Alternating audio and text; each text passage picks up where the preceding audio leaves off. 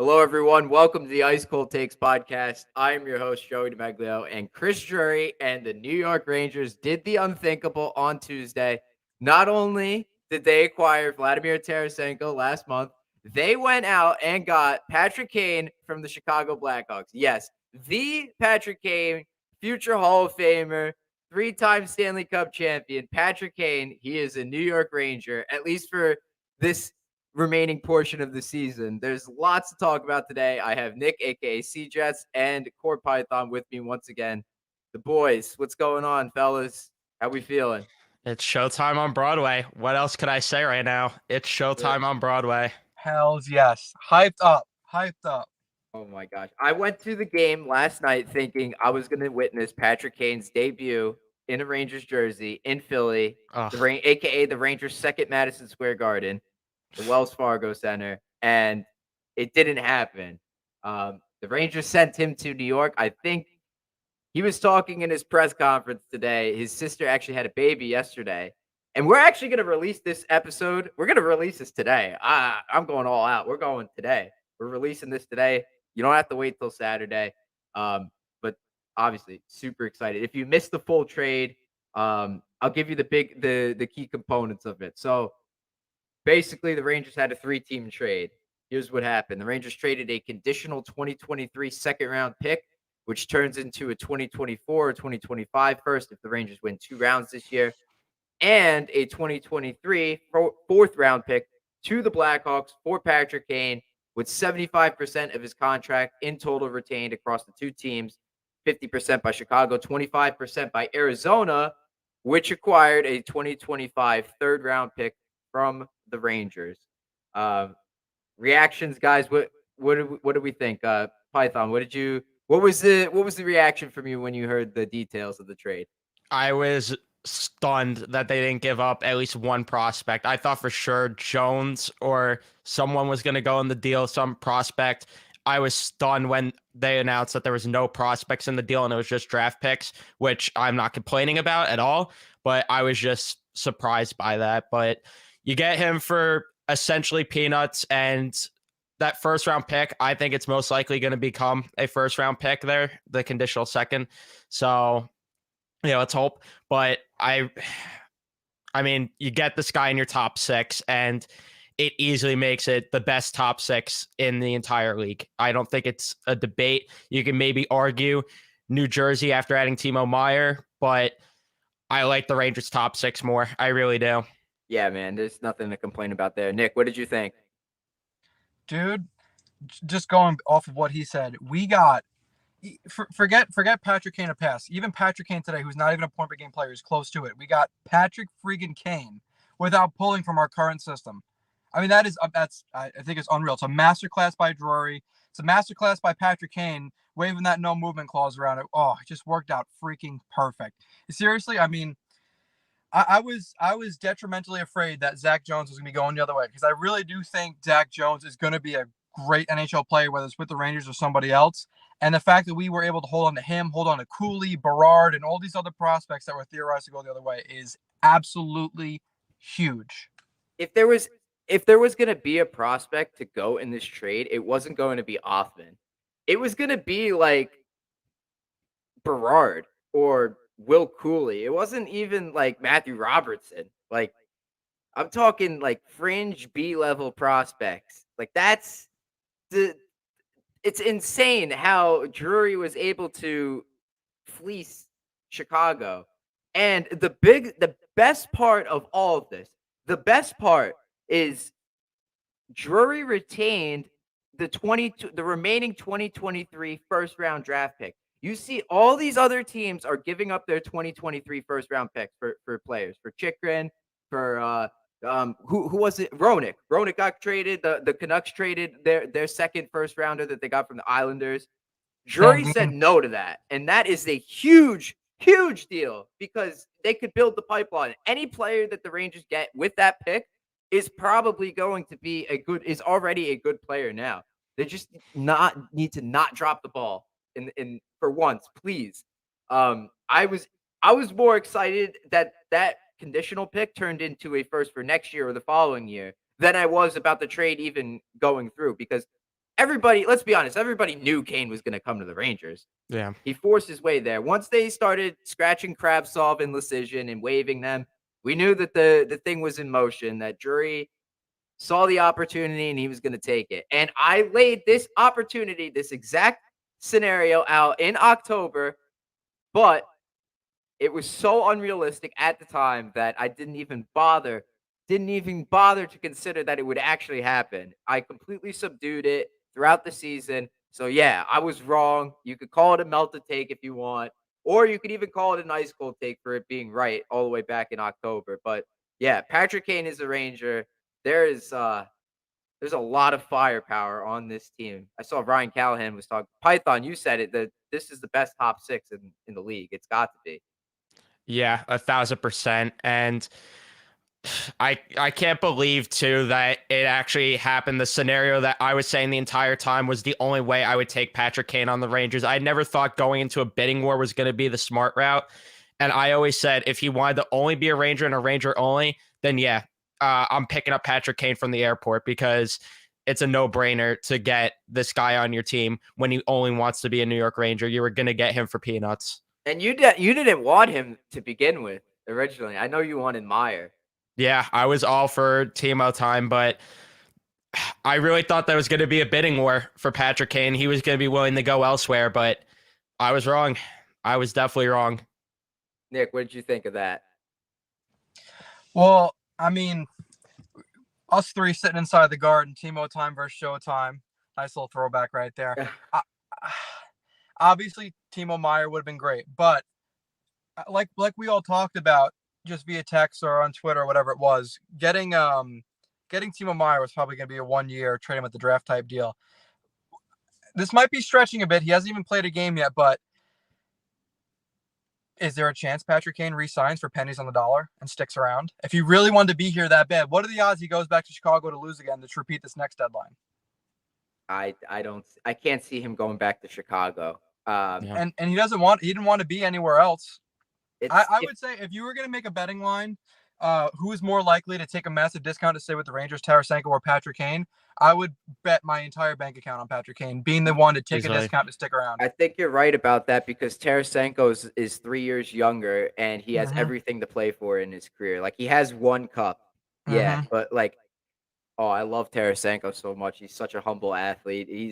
He had a hell of a game last night, man. Oh my gosh. I wish the Rangers could keep them all. I wish it could happen. But Not impossible.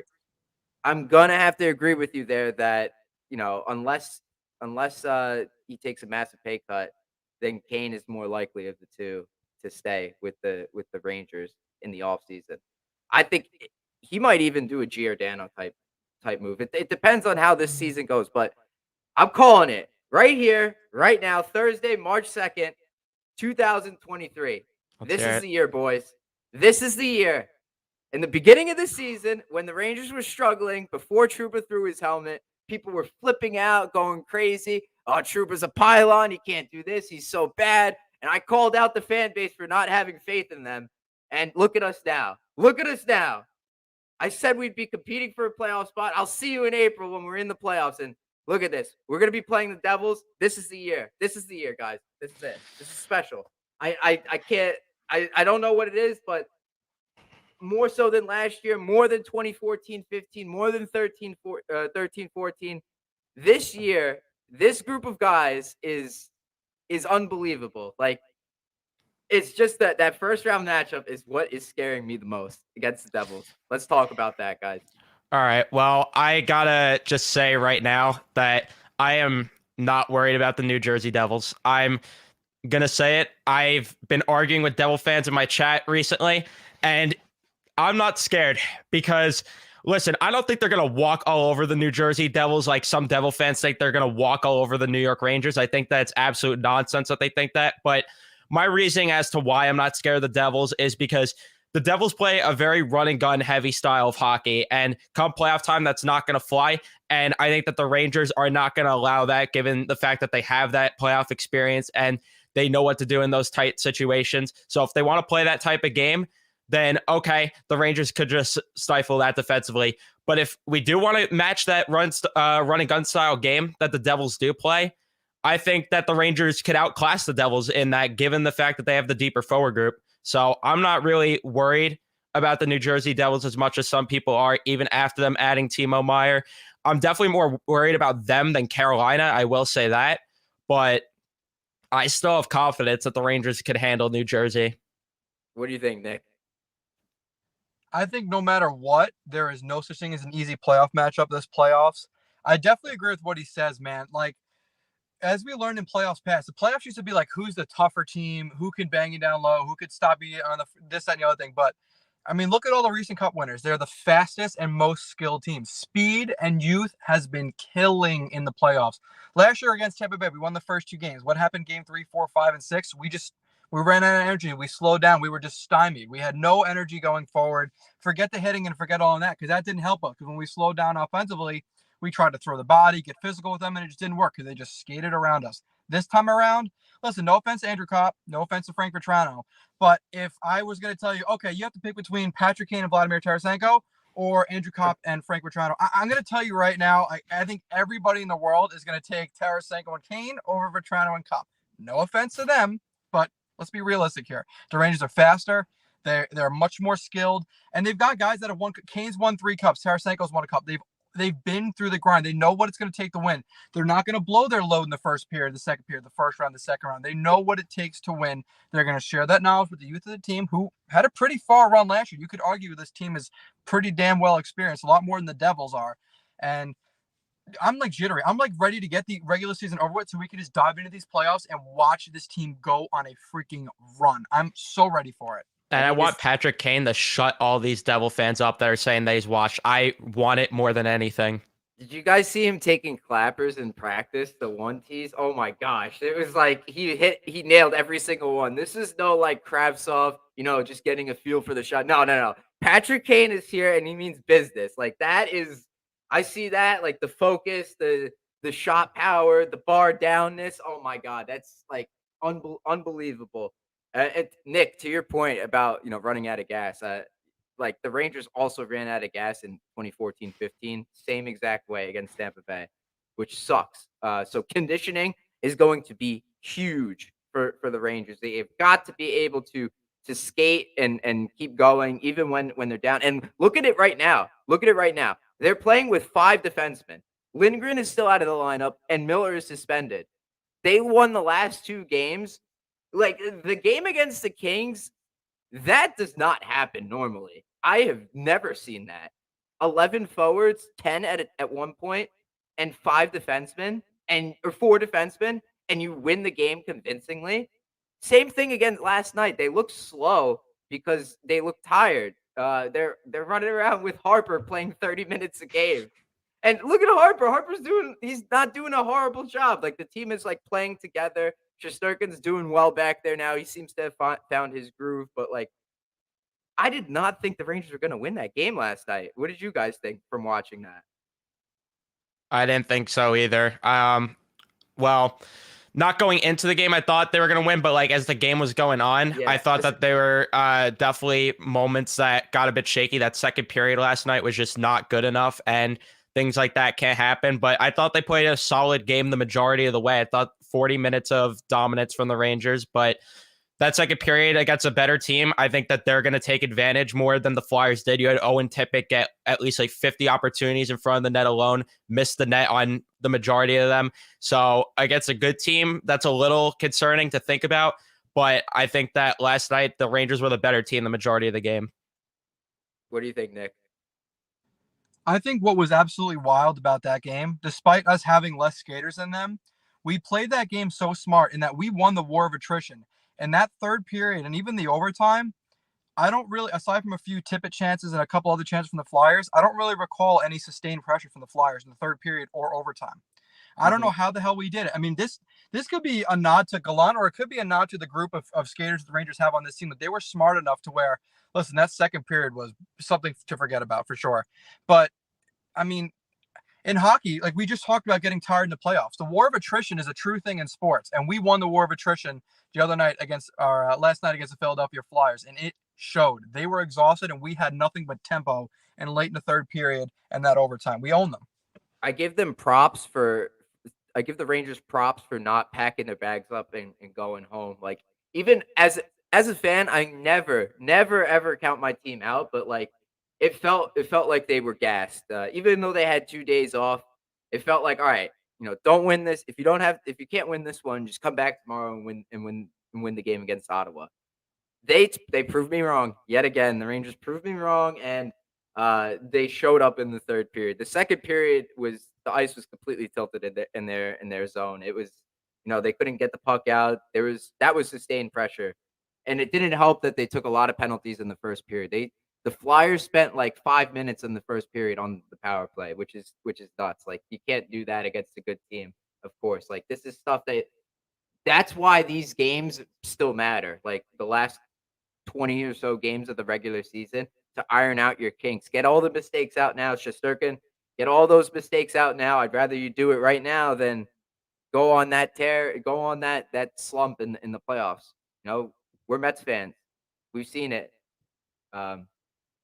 But yeah, like, this is what they got to do. They have to, stay together as a group. And I've been so impressed. That game Sunday against the Kings, oh my God, like, that might have been the smartest game of hockey I've seen the Rangers play in a long time. Like, they really, really bought in together, and they shut it down.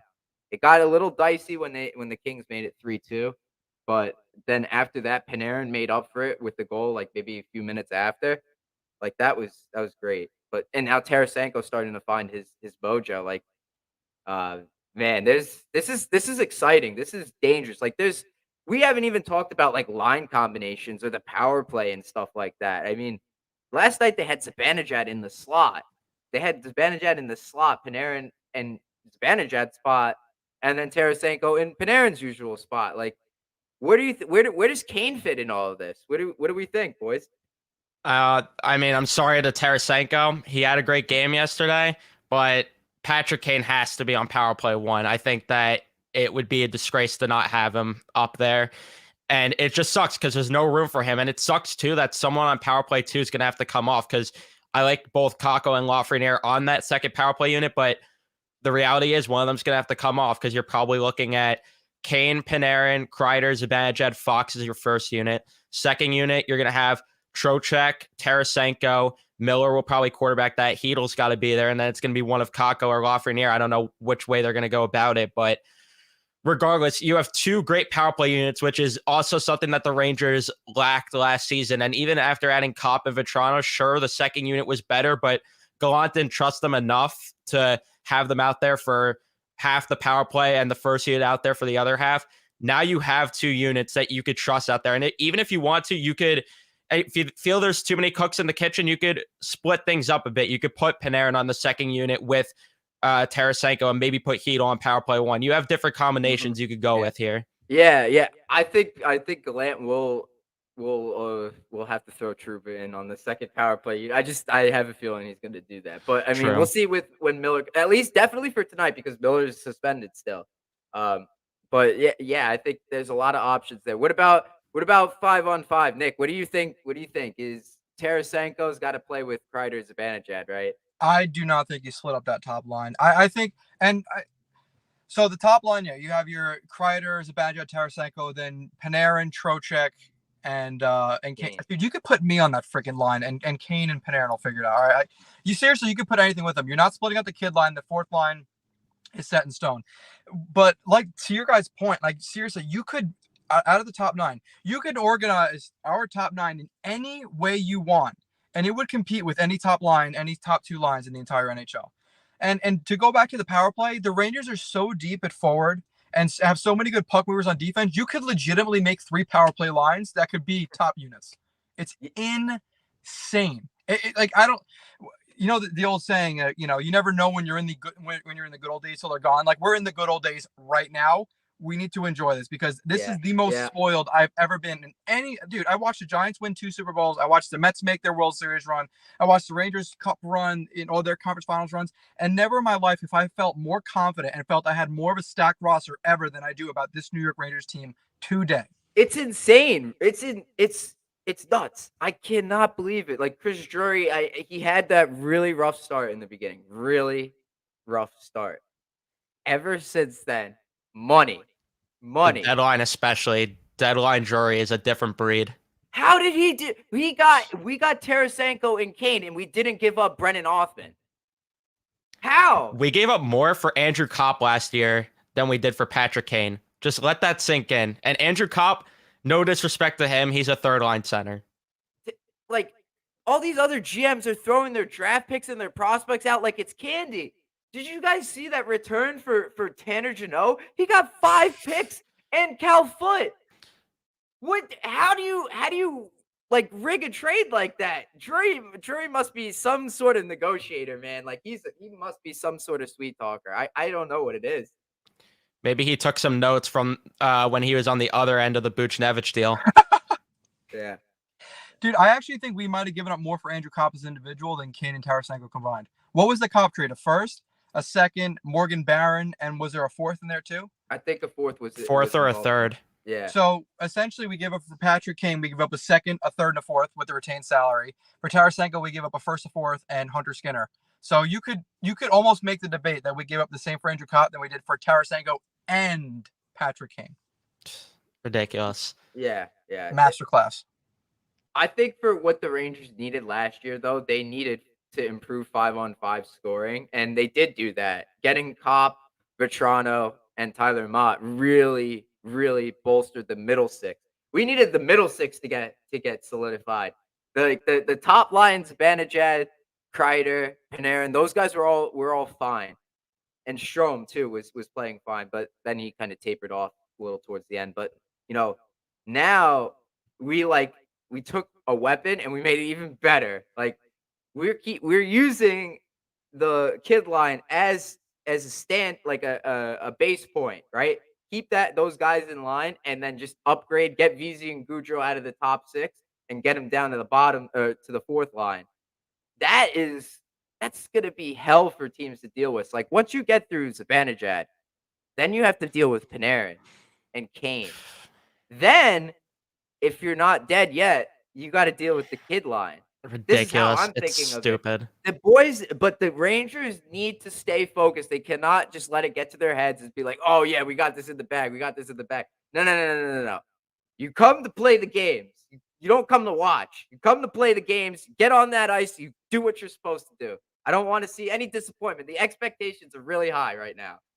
Yeah, and I think I'm not even worried about that. They're all business, and I know that they'll get this done. And it's amazing to me that people still don't believe in us. They have opposing fans calling this a retirement home with guys like Tarasenko and Kane. I can't wait for them to light the lamp up against these rivals like the Devils and the Canes. I cannot wait for it because it's going to shut them up. And I can't wait for them to prove these people wrong that are still doubting us. And for the people that are saying, because I have people coming in my live streams nonstop, well, there's not enough grit in the lineup. Last year, we're Kopp and Vetrano some gritty guys that I didn't know about because I don't think they were gritty whatsoever. And you turned Strome into Trocheck, who's more of a gritty player. If you want to talk adding sandpaper into the lineup, I think they're fine. And sandpaper is not what lost them the series last year against Tampa. And if you think that, then you need to rewatch that series and really check yourself because I don't know if you understand the game of hockey if you think that that was the issue. Mm-hmm. Nick? What do you think? What do you think? I agree with everything he said. It was not grit that lost, and honestly, I would almost make the case that we're grittier this year than we were last year. Nothing against Justin Braun, but that dude was slow as molasses, and he laid deep hits in the corner. But like Mikkola on a nightly basis is running guys down with the skating ability, not skating ability of Chandra Miller, but like a skating style similar to Miller, and that he's got these long strides. He gaps the defensive with the forechecking forward with his stick, and then shoves him to the boards, buries them every single time. Miller's playing like a man possessed some nights. I don't know. He became a physical specimen. Trocheck over Strome every single day of the week. Mm-hmm. Gaudreau's got a chip on his shoulder. Honestly, I think if anyone's really worried about grit, then I don't know. I think you're missing something. I mean, Frank Vetrano played hard last year. He had his moments, but I would be significantly more afraid of this Rangers team than last year's Rangers team. And if grit's your worry, I don't know. It's just because we don't have Ryan Reeves. That's literally all it is for these people. No, not Ryan Reeves. Oh God, no. What else do we do with that? Oh my God. as much as I love Reeves, I think the grit idea, the grit concept is just, the players have to buy into it. Like they don't want. I think fans look at Austin Matthews and they look at him and like, really, man, you can't stand up for yourself. Like compare. I was talking about this on Center Ice on the other show that I do on Tuesday. Compare Austin Matthews to Nathan McKinnon. What is the difference between them? They're both great players. Don't get me wrong. They both could score goals. They're both one of the top 5 players in the league. The difference is McKinnon will stand up for himself. Matthews will back down from a fight. I think that's what people are looking for. The Rangers could take care of themselves. Like I don't need to worry about that anymore.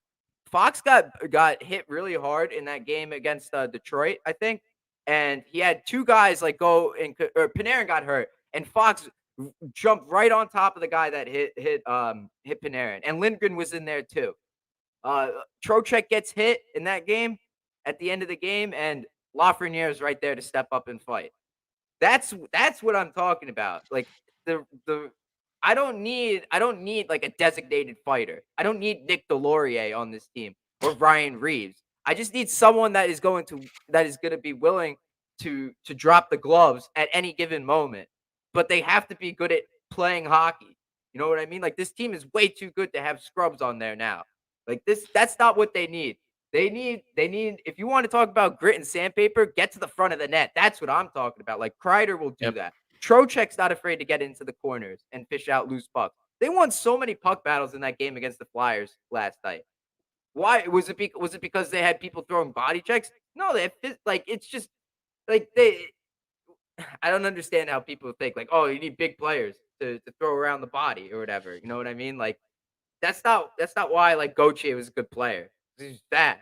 Like he read the plays well, stuff like that.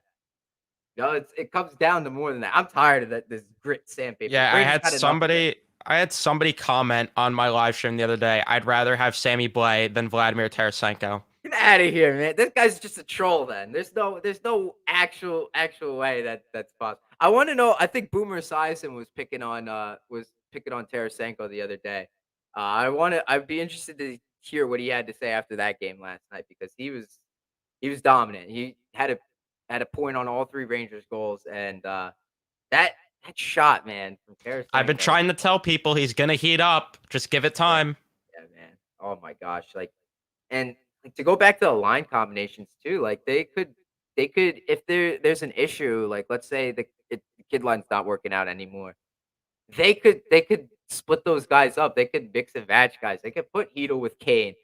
Like imagine that. Like put Hedel with Patrick Kane, like a guy he grew up watching. I was thinking too, like if you really wanted to make the 3 lines deep, Kakko worked so well with Kreider and Zibanejad. You could do that and throw Tarasenko on the 3rd line with Hedel and Lafreniere. Does that make you want to vomit? Because it makes me want to vomit thinking about how great that could be. Right, you can mix and match the combinations so well there. Like, oh my god, last night at some point they had Kakko playing with Panarin, but that was like short lived. They put the kid line back, and kid line they had a good game last night. I thought they played really well. I'm done looking at like the analytics. I'm looking at how they play on the ice right now. Like I think people were saying that Kreider's Zibanejad Tarasenko line wasn't good for the most of that game. Well, it turned good at the 3rd period. So, I mean, I won't say split it up. They got the win. I'm not going to argue with that, man. Yeah, well, people will just throw analytics around without knowing what it means. So that's what it is at the end of the day. Everyone will just, because I saw someone say that Jesper Bratt's better than Artemi Panarin, and some Rangers fans started arguing, and he just throws a chart out, and it's like, do you know what anything in the chart means? Like that, I really wonder if these people even know what anything in the chart means. They just throw it around. Just, oh, Patrick Kane's watch. Here you go, chart. Like, just shut up. You guys know Corey Snyder, the not the goaltender, the guy who does the micro stats on Twitter. Yeah, he has a Pokemon in his profile picture all the time.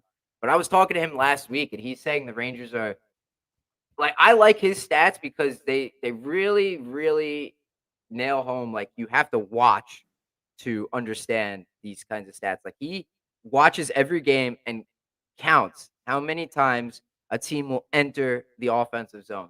counts and then grafts it.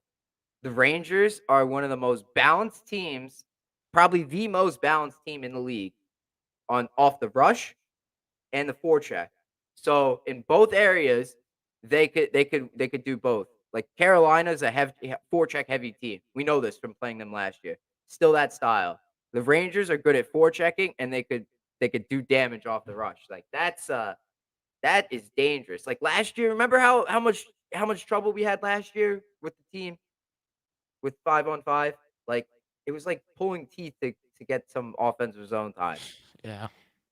We got it, man. Like this is dangerous now. I just hope they don't drop the ball. And you know, I don't want to be disappointed, but the expectations are really high, man. What Yeah, it sucks how deep the East is this year compared to Yeah. last year. Because last year, if they had this team going into the playoffs, I mean, forget about it. Forget about it. I think we're talking right now about them at least being in the Stanley Cup Finals. Mhm. Two of the top 6 teams from the in the league are from the East, and they're gonna get knocked out. Two of Tampa Bay, Toronto, the Rangers, or the Devils, and the Devils.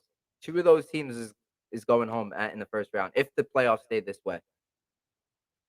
Like, Yeah, it's a shame. It's a shame that it's going to be that way, but the East is just that stacked. And I just love how the East is making all these moves, and then you have Evgeny Dadonov in the West. yeah, you guys saw that. That was pretty. That was a really funny tweet. I saw someone like put like, "Oh, here we go. We got Meyer going in the Devils. We got Kane and Tarasenko going in the Rangers. All these moves in the East, and then here's what the West got. Getting that off.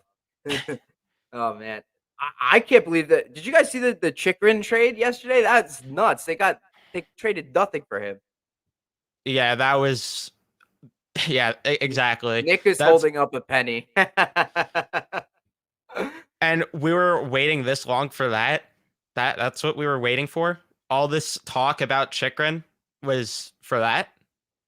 Oh Ridiculous. my god, yeah, man. Like, that's a good move for Ottawa. Nick? What do you think? Like, do you think Chikrin or Gauthier scores tonight? Like, this is coming back to haunt us because Brassard's in the building too. It's gonna be Brassard's 1,000th game, man. You want to make some money tonight? Chikrin, Brassard, Gauthier, anytime goal score. Anytime. Anytime goal score. Take all three of them. Take all three of them. That's It's pretty just good odds. the way it's gonna go. The Rangers are gonna win like 7-3, but I promise you, the 3 goals they score are gonna be from those 3. I was gonna say, Cam Talbot assessed. Oh, Oh boy. my god, could you imagine? I was Dude, gonna say, hold on. That Chikrin trade bothered the life out of me because Arizona. Do you remember the initial ask months ago? And we were like, "Wow, the Rangers might have a chance to get Chikrin. They'll cut his salary in half. This looks great. This will be awesome." Then it comes out, they want 2 firsts, a young roster player, and a top prospect, and they walk away with a first and 2 seconds. One of the seconds could be a first. Really? yeah. My God. Sticking to your guns there, buddy, old pal. Dude, like. And this is what pisses me off about GMs, and I'm gonna call out the San Jose Sharks here for a second. The San Jose Sharks are going approximately nowhere. Okay, they are arguably one of, if not the worst team in the league. They have one player that's worth a damn on their team who's having a season that is unlike any other he's had in the past half decade, and they won't take anything for this guy. They won't move him. I'm sorry. If I'm the San Jose Sharks, I am number one taking anything to get rid of Erik Karlsson and his money because he's just rotting away here and he's never going to duplicate this season. You'll be stuck with his money on the Bucks, okay? And then you go over to Arizona, who has a guy with 2.5 years left, who's making pennies on the dollar as it is. You can cut his salary in half and make it even more pennies on the dollar, and you trade him for virtually nothing. The Rangers gave up more for a rental on Andrew Kopp than the Arizona Coyotes got for a 24-year-old defenseman who was only 8 points beneath being a point per game in a season where you are the worst offensive team in the league, and you guys took a first and 2 seconds for him. How are these GMs? How are some of these guys millionaires? How are they in hockey? I'm sorry, it really pissed me off because it just did not make any sense to me. Maybe I'm wrong. That's why when people say like, "Oh, you gave too many years to Barclay Goodrow, you'll never be able to move that contract." What are you talking about? Yeah, you will, because there's so many dumb GMs in the league. They'll take it because they're old school mentality. They see Barclay Goodrow. Oh, this guy is a gritty guy. He'll fit in on my third line. No offense to Barclay Goodrow. I love him. Love him. I think he's a great player. Good for the Rangers. Shout out to AK Goodrow. But but that's what the NHL GMs are stupid. They're not the smartest in the world. Not all of them, unless you're Iserman, Chris Drury. Somebody was willing to take Patrick Nemeth. Like I know you seriously. gave up assets, but it was Patrick Nemeth. Mhm. The only thing that he did for the Rangers was try to kill Igor Shesterkin by throwing opposing players into him. That's all he did. How about the Oh, fact yeah. that we even gave Nemeth a 3-year contract to begin with? Like, There you go. That's another. Oh. That's another like F grade in Drury's book. Like he hasn't been completely perfect, but he's been. he was Oh, awful. he's been more than you could ask for, really. Like Drury is a great executive. He's a great player on the Mhm. ice, great captain, and he's an even better general manager. Like Mhm. I'm happy for him. I'm glad these moves are he was able to come up with these. I have faith in him. I don't know why people are like, "Oh, you can't do anything." This cloud show from Connecticut's Trumbull, Connecticut's not gonna do anything. Like, oh, He's been go killing make it, a dude. trade. Like, no. In Drury, we trust, man. In Drury, we trust. Like, this guy has been great. You can't complain about him. And if the Rangers do need to make like a trade where they have to move a bad contract, let's say, I'm not saying it's going to happen, but let's say they do. Drury, I have all the faith in the world that he'll be able to do it and, get something back at least. Like if he has to trade Goudreau, I don't have any worries that a team will take that contract. And I think Drury will be able to sweet talk them and get something good back for Goudreau. Like I could agree with that. yeah, that's something really important. If salary becomes an issue. I cannot look past the season right now, though. I'm too damn excited. Patrick Kane is a Ranger. Patty Kane, the Patrick Kane, the one and only. And I know people, don't like him as a person, but like as a player, just like for so many fans, people idolize this guy. Like hockey players love this person. Love this player. Sorry, this player. Let me be specific about that. Patrick Kane is going to the Hall of Fame. Like this is people look up to him as a player. Hockey players, young and old, they want to be like him. They want to do Patrick Kane things. Like I was watching his highlights last night. It's spinorama backhanders, backhand passes, and stuff like that. It's crazy.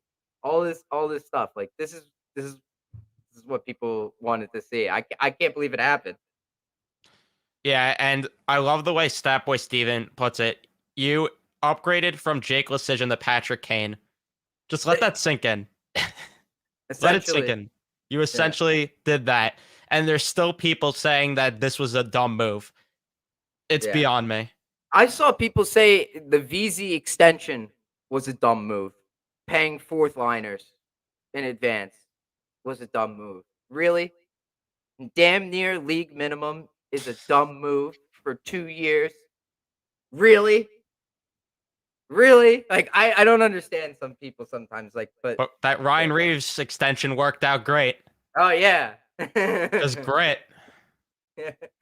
I missed Revo. I wish we could like just take like a voice, like I have his spirit like right here and just like talk down to the Rangers or whatever. Like then you wouldn't have to pay anything.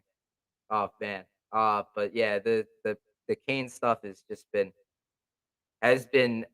nuts. I can't believe they actually made it work out. I really can't. But all the loops they had to go through too is just all this crap the NHL is throwing at them. Like, and I think Chris Drury and the Rangers over the past week with the last two games, they're just giving a big middle finger to Gary Bettman by saying like, all right, you want to deplete our roster, you want to put a hard salary cap on us. All right, so not only we're gonna do that, we're gonna work around that. Trade for Patrick Kane with peanuts, give up peanuts, and we're gonna win these games with like half our roster on the sidelines. The cap gymnastics are unreal. Yeah, I haven't seen anything like it. big middle finger. Like they were just talking about how like contracts that like Voracek's contract or Shea Weber's contract, like they're gonna keep an eye on that. And what did Columbus do? What did Arizona do? They just traded for Voracek's contract to get to the salary cap floor, and nobody said anything about it. So, like, what was the purpose of that statement that you made either yesterday or the day before? Like, are you actually tracking? Are you actually tracking the league or like all these things, or are you just you like pick and choose which ones you want to do? Like I don't get it. It doesn't make much sense to me. Yeah, like Gary Bettman, get it together, man. Get it together. Raise the salary cap. Get rid of the salary cap. No salary cap. Just do a soft cap, dude. Like, if you want to penalize teams for spending over the cap, make them pay like a luxury tax or something stupid like that. If these other owners don't want to spend, they're not going to spend. There's a salary cap in place, and like you just said, the Arizona Coyotes literally traded for Jacob Voracek because they haven't spent enough money.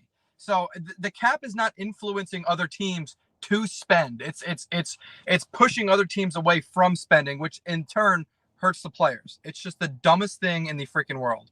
Mhm. It's very frustrating. Honestly, I think the MLB has it perfect. They have the service time system, and then they have their soft salary cap. And I think other teams should be taking note and doing the same thing.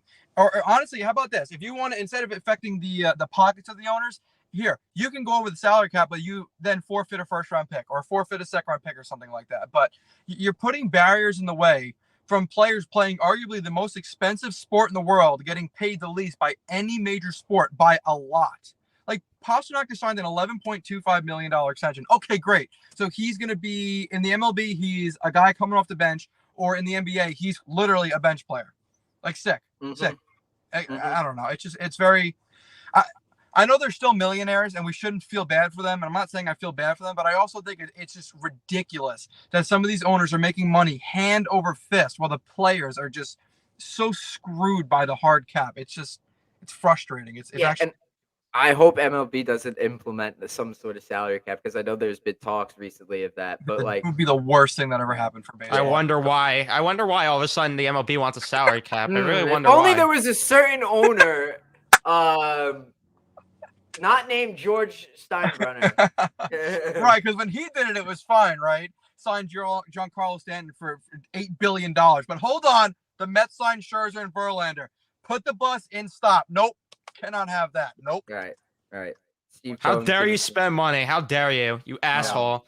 But God, with the unbelievable. NHL, it all comes down to viewership. Like we have got to get more people to watch hockey, like to go to hockey games. Like everybody I've talked to for like school and stuff, like to try and do write papers on like why viewership is down reportedly, is saying you need to get people to go to the game. It's not about blackouts and stuff like that. You got to get people to go to those games. Like I went to the game last night. Vivid Seats hooked me up. Like, let me tell this story first. So, like, me and my friend, who's a Flyers fan, Noah, he got us tickets. It was section 111 for $104 for each ticket, including fees. Right. Then yesterday morning, we get an email saying that there was something wrong with the order. It was not processed or something like that. So we called Vivid Seats. We're on the phone for like an hour, getting placed on hold, transferred, and we're told, all right, the tickets didn't go through. Like we don't have the tickets, but we could give you something else. So right then and there, I'm like, man, are they just like gonna make us pay for this too? And so we asked, and they're like, oh no, we'll cover the cost. So we literally took section 114, which were tickets valued at $450, and they gave them to us. They gave them to us. Like I'm definitely going back to Vivid Seats next time. That's for sure. But yeah, like those seats there, going to the game is what makes people get into hockey. Like there was people in my section that were like, "Oh, I've never been to a hockey game before. Like I've never seen this before." But they were getting into it. Like the hits, the puck movement, stuff like that. The offense is just it's so smooth. That's what people need to see. Like it's better to go to a game than to watch it on TV. If you're gonna get into hockey, start by going to a hockey game.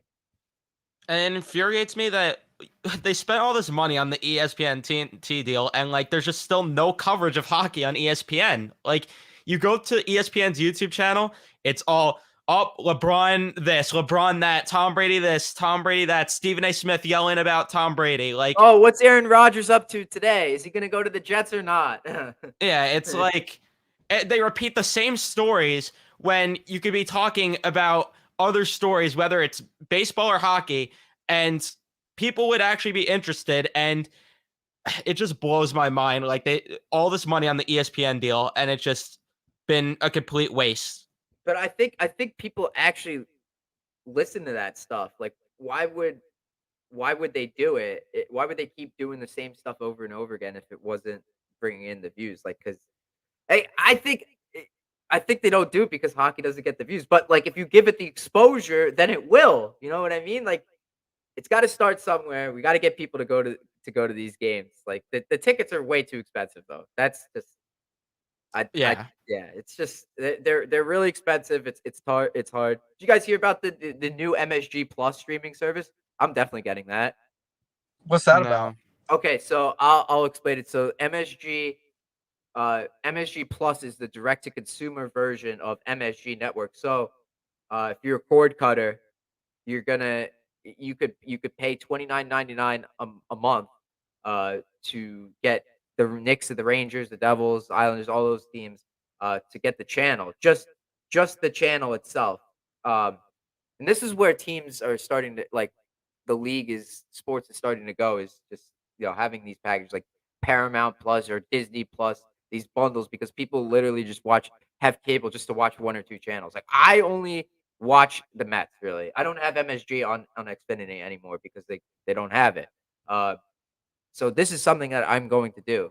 I'm going to use. I'm going to pay whatever it is to watch the Rangers. And I think people in New York definitely will because a lot of people have Comcast, and Comcast doesn't carry MSG in the New York area. So it's they're rolling it out in the summer, direct to consumer product. They'll have streaming and stuff like that. I think if you have cable TV and your thing has MSG, you get MSG Plus for free. You'll get I think there's some extra content in there, but they really should go balls to the wall with that. Like I would want to see documentaries. Like I want to see practices. I want to see like those prospect games, like the Traverse City tournament. They won't do that. I know they won't do that, but uh, it should. Yeah, that would be cool if they did something like that. They got to just market the damn team. The NHL is just, they might be the worst marketing organization in the history of marketing. It's the fact that the most intriguing personality in the entire NHL is Brad Marchand and his remarks on Twitter and Instagram. That is awful. Like, that's the most interesting part about, like, if you do not watch hockey, the only thing you might know about it is Connor McDavid's the best player in the league. Oh, there's that Sidney Crosby guy and that Russian dude that's missing teeth. Oh, and then there's that short dude with a big nose that just makes fun of people on Twitter. It's about it. That's seriously, it's about it. Yeah. It's so frustrating. I like what you said though about the direct to consumer stuff, and that could work, but you gotta give more incentive. The MSG, I don't even know if they still do it. They used to do the MSG Vault. Well, they'd show old clips of players you might have forgotten about, or players like, oh, you know what? I never got to see Phil Esposito play in a Rangers jersey. Then there's clips of Phil Esposito, clips of the gag line, clips of Brian Leach playing college hockey. Like stuff like that people are interested in. People will sit for hours and hours and hours and watch old clips of NFL highlights from the 70s, 80s, 90s. Same thing with the NBA, even baseball. But the NHL makes no effort to give any content like that at all. And if anything, they suppress their players. I feel like sometimes the players are afraid to speak out, speak their own opinion, and just, I don't know, just be themselves. Like, it's so devoid of personality. It doesn't make it interesting. And if you're a fan trying to get into a sport and you look at the NBA where there's a controversy every single night that makes you like, wow, these guys went at it. I want to watch the next game. You know, they're not even going to throw a punch and you're going to watch the next game. Meanwhile, if there's a beef in the NHL, these guys are literally taking off their gloves and punching each other in the face repeatedly. If you cannot market that at the bare minimum, then you're just failing as an organization, and it's a sick joke. Look no further than the All-Star game this year. Like, oh my zero God, just personality. stop. That was awful. That was seriously the worst. It didn't even make sense. They jumped from event to event like this. No one had a clue what the hell was going on. And it was so boring. And that event they had with the goalie shooting the puck, Oh it my took God. me like 5-10 minutes to figure out what the fuck was going on. Like I had no idea. Yeah, no, for real. Like they read the rules and I still was confused. Yeah, and then I was like, oh, okay, so you get X amount of points, X amount of players go if the goalie scores. Okay, but it took me like 10 minutes to figure that out. It was all over the place, that thing. Like, the dunk contest thing was cool.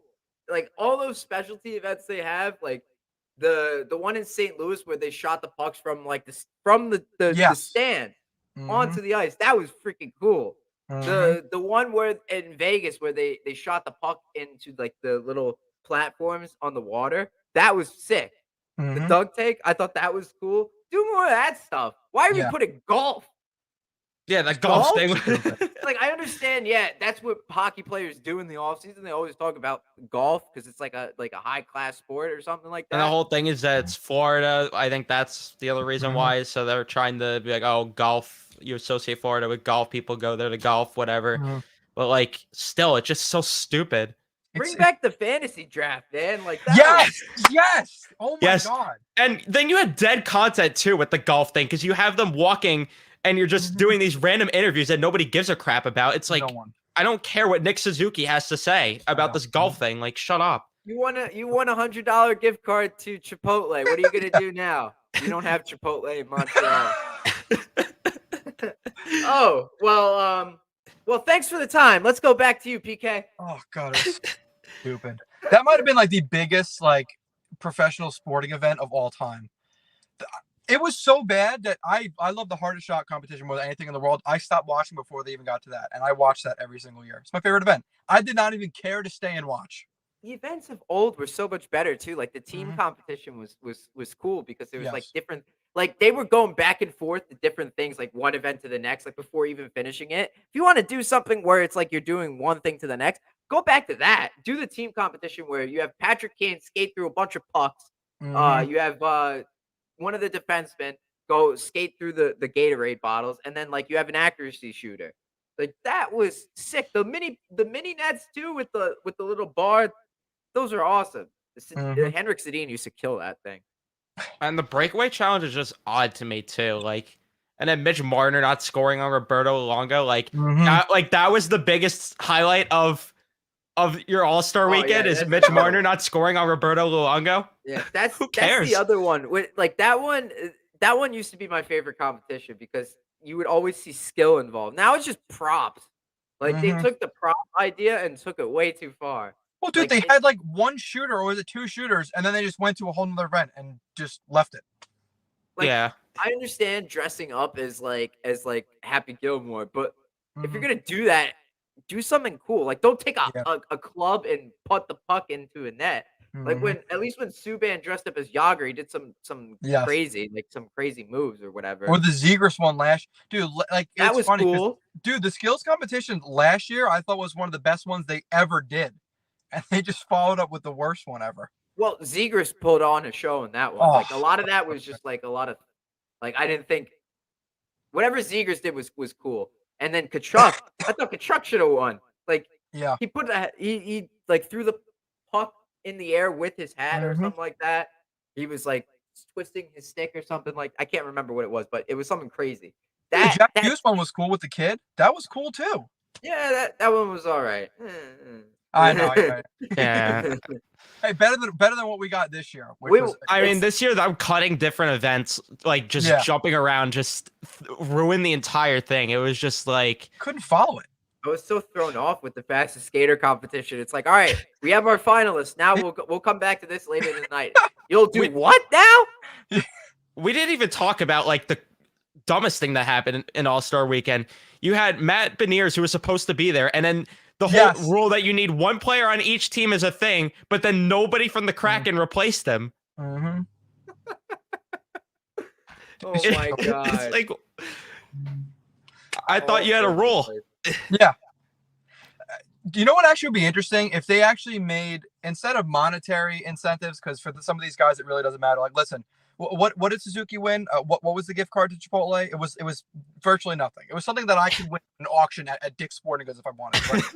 Like if you made it incentive based, like, hey, if you're the MVP of skills competition or MVP of the All-Star game, your team, like the physical team you play for, let's play pretend, let's say Zibanejad wins player of the game, the Rangers as an organization get an incentive.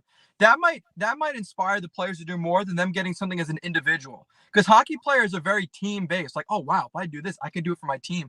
You might incentivize them. I know the MLB All-Star game isn't like taken super seriously, but there is a reward for it, isn't it? The winning conference is the home team for the World Series, right? Is that they used to do that? It's not a thing anymore. Oh, that's stupid. But either way, like if you're worried about guys trying or making it interesting, give them actual team-based incentives that will affect the actual league or the team itself, and I guarantee you will get results. Because if you're gonna bribe a guy who's making 7 sheets a year with $100 gift card to Chipotle, where there's not even a Chipotle within 100 miles of where he plays, you're gonna get nowhere fast. My God, yeah, like the marketing thing. Stupid. There's so Like, much. oh, they go to can do. Chipotle. Sick. Like, look at. I think the Rangers are doing a fine job right now. Like, you need to be here. You need to. Mhm. Every ad I get on YouTube is Mhm. you need to be here at the Garden. The tickets are damn expensive. They're Yeah. not cheap. $300 for like the cheapest tickets. I think Kyle Hall, my buddy, is he's Broadway Hot Podcast. He said standing room tickets are like $200. Dude, it's I if know you want why to see, they had Kane go wait for his debut for tonight, so they could jack up the prices. dude, the seats that we had were I looked this morning were like $475 a piece, and we had the damn bridge right in front of us. Yeah. Mayhem. Who's who gets off work, goes home to their kid after working a 12-hour shift, like, hey, you want to go blow all of our money and watch a Ranger game so I can go drink a $35 beer? Like, no, we're good. Hey, son, why don't you plop your ass in front of the TV and let's go watch the Ranger game at home in But peace. people buy the tickets though. Like it It's sells amazing. out. Dude, It sells out. It's insane. I know it's minor league hockey, but I live in Charlotte. Okay, the Charlotte Checkers, they're a minor league team. The way they market and sell out a minor league game every single night. If you wanted to go to see a Charlotte Checkers game, you need to buy a damn ticket online because you're not going to get it in office. It sells out like that because they're so good at marketing. And this is an AHL team, a minor league team, and they're selling out. And they're getting people, like they have their programs where they have the little kids skate on the ice. They have open events at the Bojangles Coliseum where they play. Like, there is no reason NHL teams cannot replicate what a minor league team can do. It blows my freaking mind. I don't know. I think that's where people need to start if we're gonna get people to start watching hockey. Start with minor Seriously. league, like the AHL, ECHL, Yes. because the tickets are dirt cheap, right? Like what is it? Pennies. Dude, my brother and I sat front row. We bought these tickets by accident. We thought we were sitting in the nosebleeds. We sat right behind the Wolfpack bench. Side note, it was Brendan Smith's first game with the Wolfpack years ago. Funny enough, that was the game. But they were, was it $8 or $9? Dude, it was ridiculous. It was less than $10, and we were right behind the Wolfpack bench. We showed the usher, like, hey, can you just show us where this is? He goes, yeah. Boom. I was expecting him to turn. I'm like, yeah, all the way up there, jerk. Right up there. All right, there, poor boy. No, right behind the damn bench. Why can NHL teams not sell out when minor league teams, the Checkers aren't even really that good. If minor league teams can do it, why can't an NHL team? You have the best hockey players in the whole world, the masters of their craft, and you can't fill seats, whether the team sucks or not. If you can't fill seats, that is on you. You're in the entertainment business. Entertain. Yeah, the Islanders charge like $10 for tickets, and they can't even sell out the games. They're selling tickets. Well, I don't know if they do it anymore, but when I was still living in New York, when they were at Barclays Center, they were selling tickets at 7-Eleven on the grab and goes, right next to the Xbox Gold gift cards. Sell out. Like, what are we doing here? You guys, like, your owner is a billionaire, and you can't convince 10, 15,000 people in a city of millions to show up and watch your team play, suck or not. Come on. Like, at that point, I'd rather sell $100 tickets for $10 and make money on concessions than block people from entering the game because they don't want to pay $75 to watch my shitty team play. Well, just fill the damn seats. Figure it out. It's money. Money is money is money.